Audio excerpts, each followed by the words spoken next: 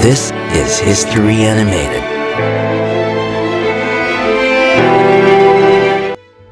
Melchora Aquino. As way back to history, there was a great woman who played an important role during the Philippine Revolution. She was commonly known as Tandang Sora. During that time, because of her age, Tandang Sora was one who supported the Katipunan during the Philippine Revolution and to whom Andres Bonifacio, the leader of the Katipunan, sought consultation and advice in making a huge decision for the organization. And she was Melchora Aquino, the mother of the Philippine Revolution, who was also known as the mother of Balintawak for her contributions during that time. On January 6, 1812, in Balintawak, Quezon City, Melchora Aquino was born. She was just a daughter of Juan and Valentina Aquino.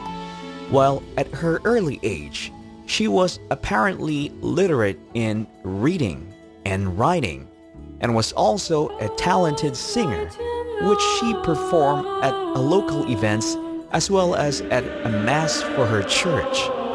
She was also often chosen for the role of Reina Elena during the Santa Cruzan, a processional pageant commemorating Empress Helen's finding of the cross of Christ, celebrated in the Philippines in May.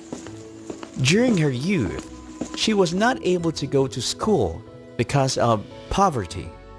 As years went by, Melchora got married to Fulgencio Ramos, who was a cabeza de barangay or leader chief of barangay.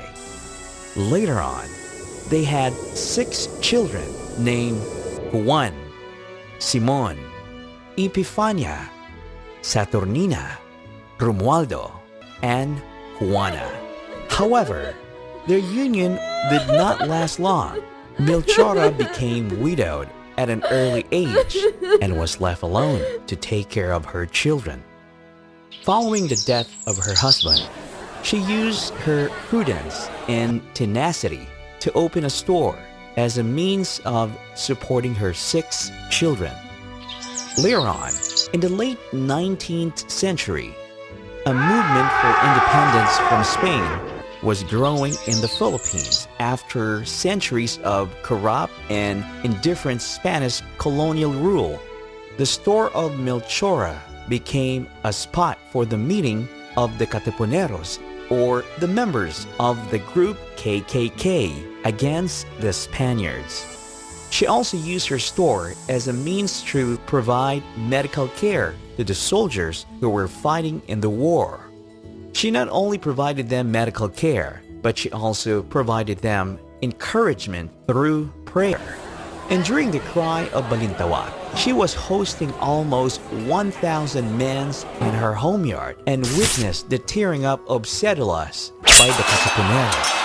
Throughout the time of the Philippine Revolution, Melchora became known to many revolutionary people. She was one who served food for the Katipuneros, especially when there were meetings, and became their nurse if there's someone who was injured in fighting. And because of her involvement with the KKK, when the Spaniards knew about it, they arrested Melchora and questioned her knowledge about the Katipuneros, where they could be found. However, Melchora didn't answer their question and refused to give any information. As a consequence, she was then arrested by the Guardia Civil and deported to Guam, Marinas Island, where she and a woman named Segunda Puentes were placed under house arrest in the residence of a Don Justo D. Unca. Then later on, in 1898, she was set free after the Spanish were defeated by the Americans and established a colonial regime over the Philippines. At that time, she was 86 years old. When the war ended, she was rewarded with money because of her patriotism and sacrifices, but declined to accept it and chose to live in poverty. For her, she already felt satisfied that she had contributed to the country's freedom. In 1919, at the age of 107, she died at the house of her daughter Saturtina and was interred at the Mausoleum of Veterans of the Philippine Revolution at the La Loma North Cemetery.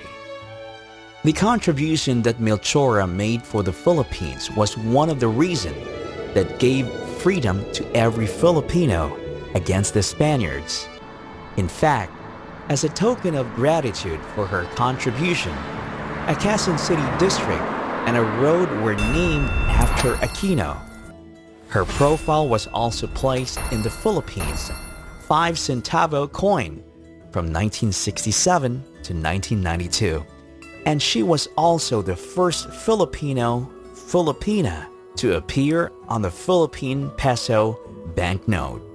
And in the year 2012, on the celebration of her 200th birthday, the city government of Quezon City decided to transfer Aquino's remains from Himlayang Pilipino Memorial Park to the Tandang Sora National Shrine in Banlat, Quezon City.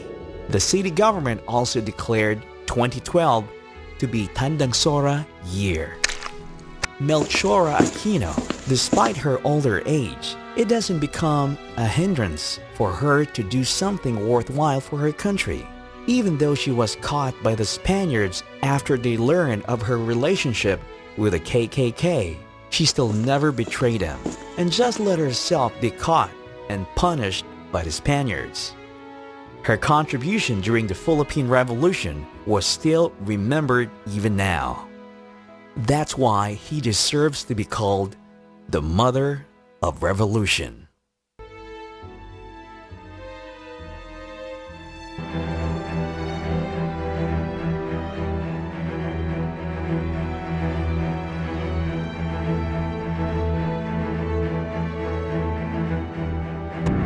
This video is sponsored by Huion, the global leader in creative tablets manufacturing.